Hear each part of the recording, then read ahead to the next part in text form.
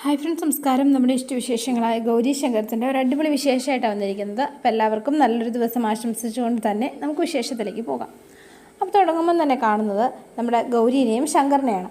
അപ്പം ഗൗരി നമ്മുടെ ആരതിയെ വിളിച്ച് കൺഫേം ചെയ്യുകയാണ്. മോളെ, ചേച്ചിക്ക് കുറച്ച് സംശയങ്ങളുണ്ട്. അത് വെറും സംശയങ്ങൾ മാത്രമാണെന്ന് പറയാൻ പറ്റില്ല. അതേക്കുറിച്ച് നിന്നോട് പറയുന്നതിന് മുൻപ് എൻ്റെ കയ്യിൽ വ്യക്തമായ തെളിവുകൾ വേണം.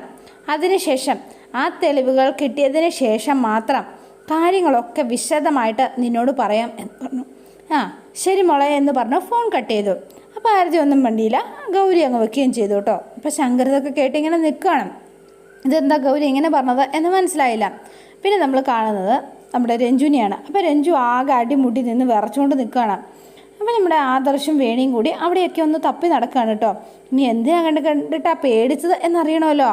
ആദർശേട്ടാ, ഇവിടെയെങ്ങും ആരുമില്ലാന്നേ. ദേ, അതിന് വെറുതെ തോന്നിയതാട്ടോ. ഞാൻ പറഞ്ഞില്ലേ, അതിൻ്റെ പിരി ഫുള്ള് ലൂസായിട്ട് കിടക്കുക.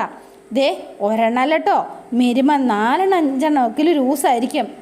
വേണി, അവളിവിടെ ആരെയോ കണ്ടിട്ടുണ്ട്, അല്ലെങ്കിൽ അവൾ ഇത്രയും ഉറപ്പിച്ച് പറയില്ല. അത് ശരി. അപ്പോൾ വീണ്ടും പ്രേതമുണ്ടെന്നാണോ ആദർശേട്ടൻ വിശ്വസിക്കുന്നത്? എൻ്റെ പൊന്നു മനുഷ്യ, പഠിത്തമുള്ള നിങ്ങൾക്ക് ഈ പ്രേതത്തിലും ഭൂതത്തിലും വിശ്വസിച്ച ഒരു പഠിത്തമില്ലാത്ത ഞാൻ എന്താ വിശ്വസിക്കേണ്ടത്? വേണി, ഞാൻ രഞ്ജു പ്രേതത്തെ കണ്ടു എന്ന് വിശ്വസിക്കുന്നില്ല. പക്ഷേ രഞ്ജു ആരെയോ കണ്ടിട്ടുണ്ട്. ചിലപ്പോൾ രഞ്ജു കണ്ടത് ഏതെങ്കിലും കള്ളന്മാരെ ആണെങ്കിലോ? ഏതോ പാത്രം വീണ ശബ്ദം കേട്ടിട്ടാണോ ഈ പറയണത്? അതുപോലെ പൂച്ചയായിരിക്കുന്നേ. അങ്ങനെയാണെങ്കിൽ നമ്മളിവിടെ അതിനെ കാണണ്ടേ? നമ്മൾ അങ്ങനെ ഒരു പൂച്ചേനെ ഇവിടെ കണ്ടതേ ഇല്ലല്ലോ. അപ്പോൾ ഇവൻ ഇതിലെ ഇങ്ങനെ ഒളിഞ്ഞു നിൽക്കുകയാണ്. അവിടെ നിന്ന് ഒരു കമ്പി കഷ്ണം എടുത്ത് കൈ പിടിച്ചിട്ടുണ്ട് ധ്രുവൻ. അപ്പം നിങ്ങൾ എന്തീ പറഞ്ഞു പറഞ്ഞത്? ഏണി, എന്നെയും നിന്നെയും രഞ്ജുവിനെയും കൂടാതെ ഈ വീട്ടിൽ മറ്റൊരാൾ കൂടി ഉണ്ട് എന്ന് ഉറപ്പിച്ച് ആദർശ് പറയാണ്. അപ്പോൾ വേഗം തന്നെ ആദർശ്, എന്നാൽ നീ ഇവിടെ നിൽക്കുക, ഞാനിവിടെ നോക്കട്ടെ എന്ന് പറഞ്ഞു. അപ്പോഴേക്കും വേഗം ഒരു കമ്പിയുടെ ശബ്ദം കേട്ടു കേട്ടോ. മനഃപൂർവ്വം ഉണ്ടാക്കിയതാണ്. ദേ, കേട്ടില്ലേ എന്ന് ചോദിച്ചു. അപ്പോൾ വേഗം തന്നെ ആദർശ് പോകാൻ തുടങ്ങിയപ്പം, അതേ ആദർശേട്ടാ, നിങ്ങളിത് എങ്ങോട്ടാ? വേണി, നീ ഇവിടെ നിന്നേച്ചാൽ മതിയേ. ആദർശേട്ടാ, നീ ഒന്ന് സൂക്ഷിക്കണം കേട്ടോ മനുഷ്യ. ആദർശ് നേരെ അകത്തേക്ക് കയറി ചെല്ലുകയാണ്. അന്നേരത്തേനും ഒരു അലർച്ച ഒച്ചയും കേട്ടു കേട്ടോ. അപ്പോൾ ഈ ഒച്ച കേട്ടുകൊണ്ട് നേരെ രഞ്ജുവും അതുപോലെ തന്നെ വേണിയും കൂടി ഓടിച്ചെല്ലുകയാണ്. അപ്പോഴേക്കും ആദർശിൻ്റെ തലക്കടിച്ച് വീഴ്ത്തിയിരിക്കുകയാണ്. പിന്നെ കാണുന്നത് ഹോസ്പിറ്റലിലാണ്. അപ്പോൾ ആദർശിനെയും കൂട്ടി ഹോസ്പിറ്റലിലേക്ക് എത്തിയിരിക്കുകയാണ് നമ്മുടെ വേണിയും രഞ്ജു. ആകെ ആദർശേട്ടാ എന്ന് പറഞ്ഞുകൊണ്ട് നിലവിളിച്ച് വേണി ആകെ ഇതായിപ്പോയി. ചേട്ടാ ഒന്ന് വേഗം കൊണ്ടുപോകും എന്നൊക്കെ പറഞ്ഞാണ് വേണി ഭയങ്കര കരച്ചിൽ. അപ്പോൾ വേണിയും കൂടെ ICUലേക്ക് കയറാൻ ചെന്നപ്പോഴത്തേനും നിങ്ങൾ കയറാൻ പാടില്ല, ഇവിടെ നിൽക്കുക എന്ന് പറഞ്ഞ് വേണി അവിടെ നിർത്തി ആദർശനെ കൊണ്ട് അവർ ICUലേക്ക് കയറി കേട്ടോ. അപ്പോൾ വേണി ആകെ ICUവിൻ്റെ ഫ്രണ്ടിൽ നിന്ന് ആദർശേട്ടാ എന്നൊക്കെ നിലവിളിച്ചിങ്ങനെ കരയാണ്. അപ്പോൾ രഞ്ജുവും കൂടെയുണ്ട്. അപ്പോൾ പിന്നെ നമ്മൾ കാണുന്നത് ശങ്കറിനെയും ഗൗരിനെയാണ് കേട്ടോ. അപ്പോൾ രണ്ടുപേരുടെ ആകെ ധർമ്മസങ്കടത്തിലായിട്ട് ഇങ്ങനെ നിൽക്കുകയാണ്. അതെ എൻ്റെ ഗൗരി, ഇതിലിപ്പോൾ നമ്മൾ കൂടുതലൊന്നും ആലോചിക്കാനില്ലട്ടോ. എന്താണെന്ന് വെച്ചാൽ ആ മിഥുൻ ആളുടായിപ്പാണെന്ന് എത്രയും വേഗം തന്നെ ശ്യാം സാറിനെ അറിയിക്കണം, അറിയിച്ചേ പറ്റൂ. നീ എന്തുട്ടാ ഈ ആലോചിച്ചുകൊണ്ടിരിക്കണത് എന്ന് ചോദിച്ചു. നീ വേഗം തന്നെ ഇപ്പം തന്നെ ശ്യാം സാറിനെ വിളിച്ച് നീ കാര്യം പറ. ഒരു പെൺകുട്ടിയുടെ ഭാവിയുടെ കാര്യം കേട്ടോ, മറന്നു പോണ്ട. ഇനിയും വെച്ച് താമസിപ്പിക്കാൻ പറ്റില്ല. നീ വേഗം വിളിച്ചേ. ശങ്കർ, ഈ കാര്യം അച്ഛനെ വിളിച്ച് ഒരിക്കലും പറയാൻ പറ്റില്ല എന്ന് പറഞ്ഞു. അതിലൊരു പ്രശ്നമുണ്ട്. പ്രശ്നമോ? എന്തൊരു പ്രശ്നം? ആരതി നമ്മളെ മിഥുനെ വീഡിയോ കോളിൽ വിളിച്ചപ്പോഴത്തേനും അവൻ ഹോസ്പിറ്റലിലായിരുന്നു. ആരതിക്ക് അത് ബോധ്യപ്പെട്ട കാര്യമാണ്. അതുകൊണ്ട് എന്തുട്ടാ? ആരതി തിരുവനന്തപുരത്ത് വെച്ച് കണ്ട മിഥുനെ നമ്മളെങ്ങനെയാ ഇവിടെ തൃശ്ശൂർ വെച്ച് കാണുന്നത്? നമ്മൾ പറയുന്ന കാര്യങ്ങൾ ആരതി പോലും ഒരിക്കലും വിശ്വസിക്കില്ല. അത് നീ പറഞ്ഞത് കറക്റ്റ് പോയിന്റ് കേട്ടോ. അല്ല ഗൗരി, ഞാനൊരു സംശയം ചോദിച്ചോട്ടെ. നമ്മളിവിടെ തൃശ്ശൂർ വെച്ച് കണ്ട മിഥുനെ ആരതി മോൾ എങ്ങനെയാ വീഡിയോ കോളിൽ തിരുവനന്തപുരത്ത് വെച്ച് കണ്ടത്? ഇവൻ വല്ല മാജിക്കും പഠിച്ചിട്ടുണ്ടോ? ഇത് മാജിക്കൊന്നും അല്ല ശങ്കർ. എൻ്റെ സംശയം ശരിയാണെങ്കിൽ മിഥുൻ AI ടെക്നോളജി യൂസ് ചെയ്തിട്ടാണ് ആരതിയായിട്ട് വീഡിയോ കോളിൽ സംസാരിച്ചത്. അല്ലാതെ ഒരിക്കലും ഇത് സാധ്യമാവില്ല എന്ന് പറഞ്ഞു. ഷടാ, എൻ്റെ ഗൗരി, നമ്മളിപ്പോൾ ഇതെങ്ങനെ തെളിയിക്കും? നോക്കാം. എന്താണെങ്കിലും എന്തെങ്കിലും ഒരു വഴി നമുക്ക് തെളിഞ്ഞ് കിട്ടാതിരിക്കില്ല. അപ്പോൾ ഇവർ രണ്ടുപേരും ആകെ ധർമ്മസങ്കടത്തിൽ ഇങ്ങനെ നിൽക്കുമ്പോഴാണ് നമ്മുടെ ഗംഗ അങ്ങോട്ടേക്ക് പറഞ്ഞത്. ഹലോ, ഭാര്യയും ഭർത്താവും കൂടി എന്തോ ഭയങ്കര സീരിയസ് ഡിസ്കഷൻ ആണല്ലോ. എന്തു പറ്റി? എന്താ, രണ്ടുപേർക്കും എന്തോ പ്രശ്നമുണ്ടല്ലോ. ആകെ മൂഡ് ഓഫ് ആണല്ലോ. ഒന്നുമില്ലാടി എന്ന് പറഞ്ഞു. ഗൗരി, ശംഖു, നമ്മളൊന്ന് ചില്ലാവാൻ വേണ്ടിയിട്ടാണ് നമ്മൾ തൃശ്ശൂർ റൗണ്ടിലേക്ക് വന്നത്. വെറുതെ ഡാർക്ക് അടിച്ച് നിൽക്കാതെ ചിൽ മൂഡിലേക്ക് വന്നേ രണ്ടാളും. നിനക്ക് മേളക്കാരെ കാണാൻ പോകണ്ടേ? അയ്യോ എനിക്കോ? നമുക്ക് എന്താ, നിങ്ങൾ എൻ്റെ കൂടെ വരുന്നില്ലേ എന്ന് ചോദിച്ചു. ഇല്ല, ഞങ്ങൾക്ക് ഒരാളെ കാണാനുണ്ട്, അതുകൊണ്ട് വളരെ പ്രധാനപ്പെട്ട ഒരാളാ. നീ ഒരു കാര്യം ചെയ്യാം, ഞാനൊരു ടാക്സി വിളിച്ച് സെറ്റാക്കി തരാം. നീയൊന്ന് പോയി ആ മേളക്കാരെ ഒന്ന് കണ്ടിട്ട് നേരെ ചാരങ്ങാട്ടേക്ക് പോരെ. അപ്പോഴേക്കും ഞങ്ങൾ അവിടെ എത്തിക്കോളാം. ഒരത്യാവശ്യ കാര്യമുള്ളത് കൊണ്ടാണ് തന്നെ തനിച്ച് വിടുന്നത്, ഗൗരി പറഞ്ഞു. അതൊന്നും സാരമില്ല കുട്ടി, ഈ ഒറ്റയ്ക്ക് ഞാൻ ലോകം മുഴുവൻ കറങ്ങണതല്ലേ. അപ്പം ശരി എന്നാ ശംഖു, എൻ്റെ കുട്ടിയെ നീ നല്ലാണ്ട് നോക്കണം കേട്ടോ എന്ന് പറഞ്ഞിട്ട് വേഗം കങ്ങി അങ്ങോട്ടേക്ക് അങ്ങ് പോയി. അപ്പോൾ ഇവർ രണ്ടുപേരും വീണ്ടും ഇങ്ങനെ ധർമ്മസങ്കടത്തിൽ ഇങ്ങനെ നിൽക്കുക. ശങ്കർ, മിഥുൻ്റെ കാര്യത്തിൽ നമുക്കിനി എന്താ ശങ്കർ ചെയ്യാൻ പറ്റുക? ഗൗരി, ആ ഉടായ്പിനെ നമ്മൾ ഏതായാലും പിടിക്കുക തന്നെ ചെയ്യാം. വീഡിയോ കോളിൽ വെച്ചിട്ട് തിരുവനന്തപുരത്തുണ്ടായെന്ന ആരതി മോളെ വിശ്വസിപ്പിച്ചോ? നീ പറഞ്ഞതുപോലെ അവൻ ആരതി മോളെ പറ്റിച്ചത് ഈ ടെക്നോളജി വെച്ചിട്ടാണെങ്കിൽ അവൻ്റെ ഒറിജിനൽ ഫിഗർ യഥാർത്ഥ മിഥുൻ ഇപ്പം ഇവിടെ ഈ തൃശ്ശൂർ റൗണ്ടിൽ തന്നെ ഉണ്ടാവുമല്ലോ. അതെ, അവനിവിടെ തന്നെ ഉണ്ടാവും. അതാണ് കേട്ടോ ഞാൻ പറഞ്ഞത്. ആ പെണ്ണിനെയും അവനെയും നമ്മളിവിടുന്ന് ഈ തൃശ്ശൂരിൽ നിന്ന് തന്നെ നമ്മൾ കൈയോടെ പൊക്കും. എന്തു പറയുന്നു? എന്നിട്ട് അവൻ്റെയും ആ പെണ്ണിനെയും കൊണ്ട് നേരെ ശ്യാം സാറിൻ്റെ അടുത്തേക്ക് തന്നെ പോകും. സംഭവിച്ച കാര്യങ്ങളൊക്കെ വള്ളി പുള്ളി വിടാതെ ശ്യാം സാറിനോട് നമ്മൾ പറയുന്നു. ശ്യാം സാറിന് അപ്പോൾ കാര്യങ്ങളൊക്കെ ബോധ്യപ്പെട്ടോളും. അത് കഴിഞ്ഞ് ഈ ശങ്കർബായുടെ വക ഒരു യമണ്ട പണി ഞാൻ അവന് കൊടുത്തോളാം. ഈ തിരക്കിനിടയിൽ നിന്ന്, ഈ ആൾക്കൂട്ടത്തിനിടയിൽ നിന്ന് നമ്മളൊക്കെ അവനെ കിട്ടുമോ? എൻ്റെ പൊന്ന് ഗൗരി, നമ്മുടെ പൂരത്തിൻ്റെ കുടമാറ്റം നടക്കുന്ന ടൈം, അത്രയും ജനങ്ങളുടെ ഇടയിൽ നിന്ന് എനിക്ക് പൊക്കേണ്ട ആളിനെ ഞാൻ പൊക്കിയിട്ടുണ്ട്. പിന്നെയല്ലേ ഈ ചെറിയ ആൾക്കൂട്ടം. നീ വിചാരിക്കുക, നീ ധൈര്യമായിട്ടിരിക്കുക, നമ്മളിന്ന് അവനെ പൊക്കിയിരിക്കും, ധൈര്യമായിട്ടിരിക്കുക എന്ന് പറഞ്ഞു. അപ്പോൾ വേണ്ട ശങ്കറിൻ്റെ ഫോണിലേക്ക് വേണിമോളുടെ കോൾ വരികയാണ്. ഹായ്, വേണിമോളാണല്ലോ. വേണിമോളെ എന്ന് വിളിച്ചപ്പോഴത്തേനും ഏട്ടാ എന്ന് വിളിച്ച് ഭയങ്കരം കരച്ചിൽ. എന്താ വേണിമോളെ, എന്തിട്ടാ കാര്യം? നീ എന്തിനീ കരയണത് എന്ന് ചോദിച്ചു. ഞങ്ങൾ ആശുപത്രിയിലേട്ടാ എന്ന് പറഞ്ഞു. എന്താ പറ്റിയത്? നമ്മുടെ ആദർശേട്ടന് ഒരപകടം പറ്റി എന്ന് പറഞ്ഞു. നീ എന്തീ പറയണത്? എവിടെ എന്നൊക്കെ ചോദിച്ചു. നമ്മുടെ അളിയൻസിനോ എന്നിങ്ങനെ ചോദിച്ചു. അപ്പോൾ വീണ്ടും ആകെ ഗൗരി ഇതിങ്ങനെ കേട്ടോണ്ട് നിൽക്കുകയാണ്. വേണിമോളെ, ശരിക്കും എന്തിട്ടാ പറ്റിയത്? നീ നടന്ന കാര്യങ്ങൾ പറ എന്ന് പറഞ്ഞു. അപ്പോൾ വേണി ആകെ എല്ലാ കാര്യങ്ങളും നടന്നതുപോലെ തന്നെ അത് നമ്മുടെ ശംഖുവിൻ്റെ ചെവിയിലേക്ക് പറയുകയാണ്. അപ്പോൾ ഇതെല്ലാം കേട്ട് കഴിഞ്ഞിട്ട് നീ വിഷമിക്കാതെ ഞങ്ങൾ ഇപ്പം തന്നെ അങ്ങോട്ടേക്ക് എത്താട്ടോ എന്ന് പറഞ്ഞു. വേഗം എന്ന് പറഞ്ഞ് ഫോൺ വെച്ചു. അപ്പം ഇനിയിപ്പം ഗൗരി ഇങ്ങനെ കേട്ടോണ്ട് നിൽക്കുകയാണ്. എന്തോ ഒരു പ്രശ്നമുണ്ടെന്ന് മനസ്സിലായി, പക്ഷേ എന്താ കാര്യമൊന്നും മനസ്സിലായില്ല. ശങ്കർ, എന്തു പറ്റി? ആകെ വല്ലാണ്ടിരിക്കുന്നല്ലോ, എന്തെങ്കിലും പ്രശ്നമുണ്ടോ എന്ന് ചോദിച്ചു.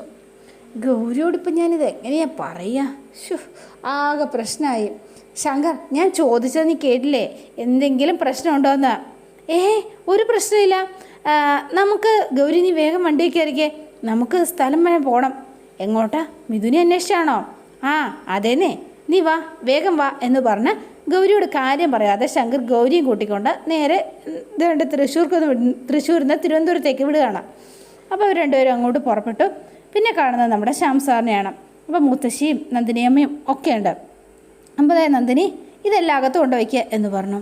ഇതെന്താ ശ്യാമേട്ടാ എന്ന് ചോദിച്ചു നന്ദിനിയമ്മ. ശ്യാമിനോടെ കുറച്ച് മരുന്നുകൾ വാങ്ങാനായിട്ട് ഞാൻ പറഞ്ഞിരുന്നോ? വേണിമൊക്കെ വേണ്ടിയിട്ടോ.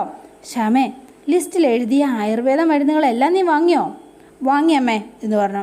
നീ മറക്കില്ല എന്ന് എനിക്കറിയാം, എങ്കിലും കുഞ്ഞിന് നല്ല ആരോഗ്യം ഉണ്ടാവണം, അതിനുള്ള മരുന്നുകളാ ഇതൊക്കെ. ഞാൻ അങ്ങനെ മറക്കുമേ? അമ്മ പറഞ്ഞിട്ടുള്ള എല്ലാം വാങ്ങിയിട്ടുണ്ട്. അങ്ങനെ എൻ്റെ ശ്യാമും നന്ദിനിയും മുത്തശ്ശനും മുത്തശ്ശിയാകാൻ പോവാ. എത്ര സന്തോഷമുള്ള കാര്യമാണ് എന്ന് പറഞ്ഞു. ഇവർ രണ്ടുപേർക്കും ഹാപ്പിയായി.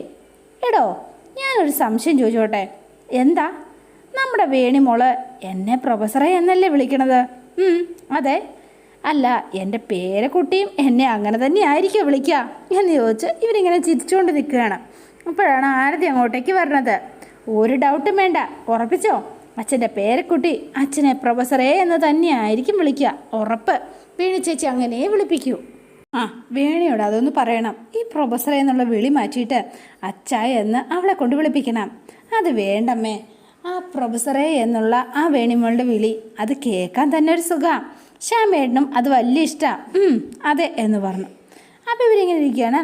പിന്നെ എനിക്കൊരു വിഷമം, കഴിഞ്ഞ 10-20 കൊല്ലമായിട്ട് എല്ലാവരുടെയും കുട്ടി ഈ ഞാനായിരുന്നു. ഷോ, ഇനി എനിക്ക് ആ സ്ഥാനം കിട്ടില്ലല്ലോ, അതോർക്കുമ്പോഴാണ് എനിക്കൊരു വിഷമം എന്ന് പറഞ്ഞു. 20 കൊട്ടായിട്ട് ഞങ്ങളുടെ കുഞ്ഞു കുട്ടിയായിരുന്ന നീ ഇനി ആൻറ്റി ആവാൻ പോവാ. ആരതി ആൻറ്റി? അയ്യേ, ആൻറ്റിയോ? അമ്മേ, ആൻറ്റീന്നോ അങ്ങനെ വിളിച്ചേക്കല്ലേ. എനിക്ക് ഒരുപാട് പ്രായമായ പോലെ എനിക്ക് തന്നെ തോന്നുക.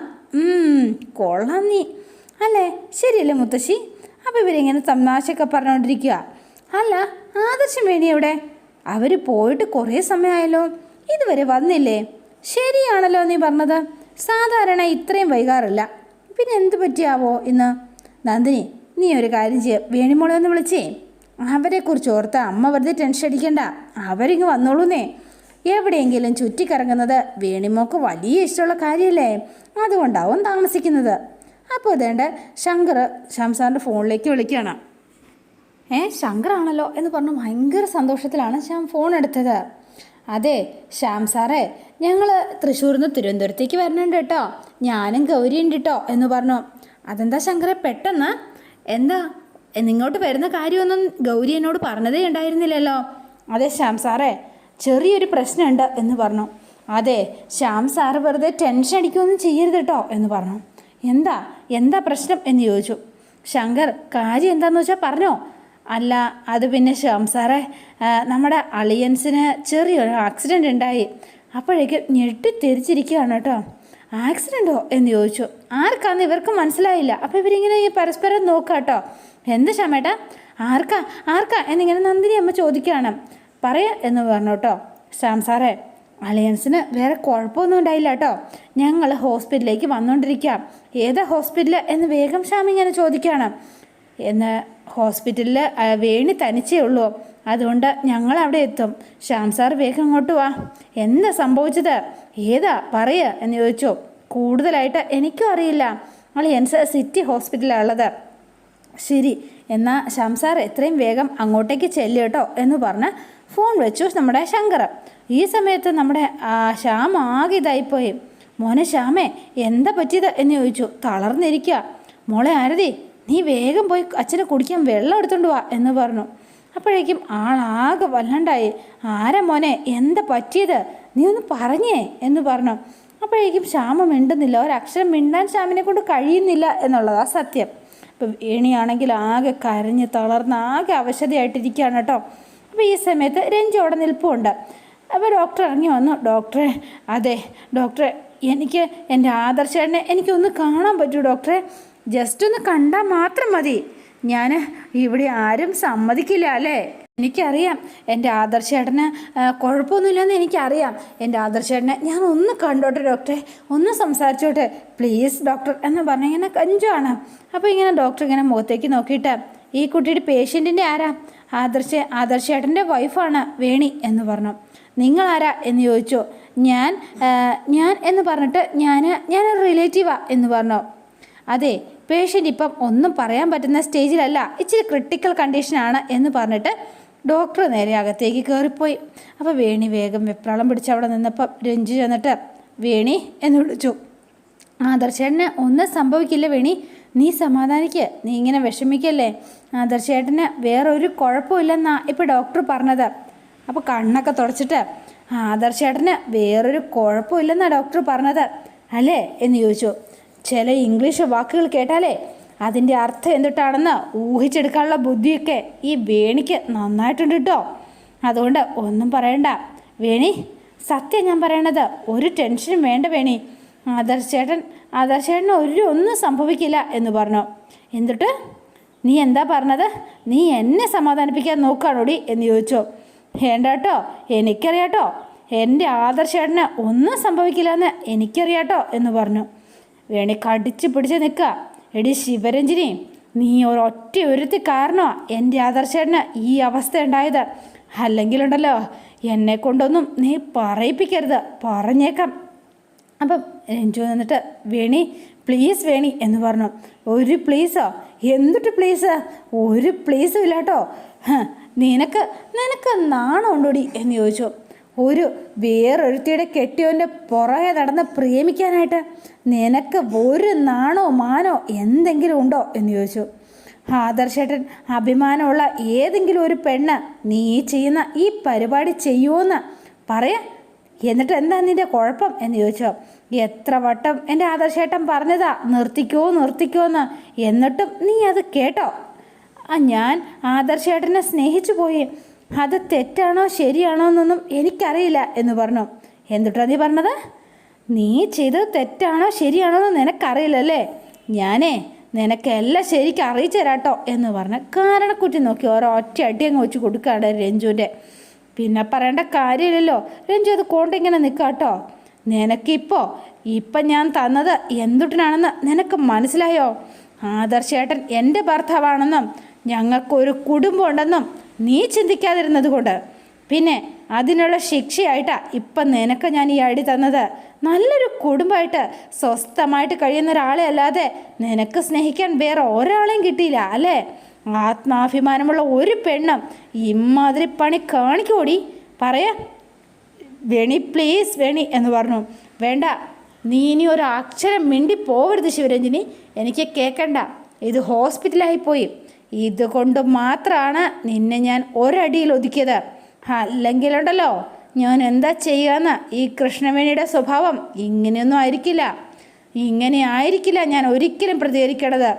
ദേ ഈ ഒരൊറ്റ ഒരുത്തി കാരണമാണ് ഒരു തെറ്റും ചെയ്യാത്ത ആ മനുഷ്യൻ, ഒരു പാവ മനുഷ്യൻ, ഒരു പുഴുവിനെ പോലും ദ്രോഹിക്കാത്ത എൻ്റെ പാവ ആദർശേട്ടൻ ഇപ്പം അനുഭവിച്ചുകൊണ്ടിരിക്കുന്നത്.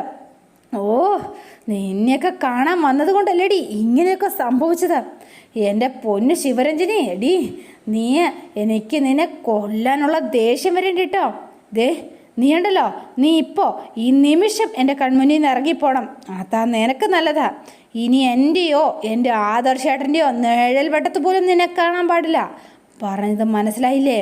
അകത്ത് കിടക്കുന്നതേ എൻ്റെ ജീവനാ, എൻ്റെ മാത്രം ജീവൻ. മനസ്സിലായോ നിനക്ക്?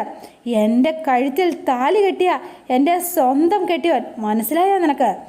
ആ മനുഷ്യനിൽ എനിക്ക് മാത്രം, ഈ കൃഷ്ണവേണിക്ക് മാത്രം അവകാശം. നിനക്കുണ്ടല്ലോ ആ മനുഷ്യനിൽ യാതൊരു അവകാശവും ഇല്ല, ഒരവകാശവും. മനസ്സിലായോ? അതുകൊണ്ട് പച്ച മലയാളത്തിൽ നിന്നോട് ഞാൻ പറയാ, ഈ നിമിഷം നീ ഇവിടുന്ന് പോയിക്കോ. ഇവിടെ നിന്ന് ഇറങ്ങി പോവാനാ പറഞ്ഞത്. ഇല്ലെങ്കിലുണ്ടല്ലോ ഞാൻ എന്തുട്ടാ ചെയ്യാന്ന് എനിക്ക് തന്നെ പറയാൻ പറ്റില്ല. ഒന്ന് പോയി ഇവിടുന്ന് എന്ന് പറഞ്ഞ് അവളെ പിടിച്ച് തള്ളി കേട്ടോ. എന്നിട്ട് അപ്പുറത്ത് നിൽക്കുകയാണ്. എന്നിട്ട് വീണ്ടും അവിടെ നിന്ന് കരഞ്ഞോണ്ട് നിന്നപ്പം എൻ്റെ ആദർശേട്ടൻ മാന്യനരായ ആളെ കൊണ്ടതുകൊണ്ട് എനിക്ക് ആദർശേട്ടനെ നന്നായിട്ട് അറിയാം എന്നുകൊണ്ട് മാത്രമാണ് എൻ്റെ കുടുംബം തകരാതിരുന്നത്. എത്ര പോലെ നിന്നെപ്പോലെ കുറേ എണ്ണമുണ്ട് ഇമ്മാതിരി പ്രേമരോഗ പെണ്ണുങ്ങളുടെ കുടുംബം പലതും തകർത്ത് കളയുന്നത്. നീയൊന്നുമേ ഒരു കാലത്തും ഗുണം പിടിക്കില്ല. നീ ഇറങ്ങി പോവാനാ പറഞ്ഞത്. ഇനി എൻ്റെ കൺവെട്ടത്ത് കണ്ടുപോവല്ല, നീ ഇറങ്ങി പോവാനാ പറഞ്ഞത് എന്ന് പറഞ്ഞ് രഞ്ജുവിനെ പിടിച്ച് വീണ്ടും തള്ളി. അപ്പോൾ ഇവളിങ്ങനെ ആദർശേട്ടൻ്റെ ഇതിലേക്ക് നോക്കും. എന്നിട്ട് അവിടെ നിന്ന് കരഞ്ഞുകൊണ്ട് നിൽക്കുകയാണ്. അപ്പോൾ അതോടെയാണ് ഇന്നത്തെ വിശേഷം അവസാനിക്കുന്നത്. നാളത്തെ വിശേഷം ഇതിലും ഗംഭീരമാണ്. അപ്പോൾ എല്ലാവരും വെയിറ്റ് ചെയ്യുക. നിങ്ങൾക്ക് ഇഷ്ടപ്പെട്ടുവെങ്കിൽ ലൈക്ക് ചെയ്യുക, ഷെയർ ചെയ്യുക, തൊട്ടടുത്ത് ആ ബെൽ ബട്ടൺ കൂടെ ഒന്ന് ഞെക്കുകയാണെങ്കിൽ ഞാൻ ഇടുമ്പോൾ തന്നെ നോട്ടിഫിക്കേഷൻ ലഭിക്കുന്നതായിരിക്കും. പുതുപുത്തൻ വിശേഷമായിട്ടെത്താം. Bye and see you again.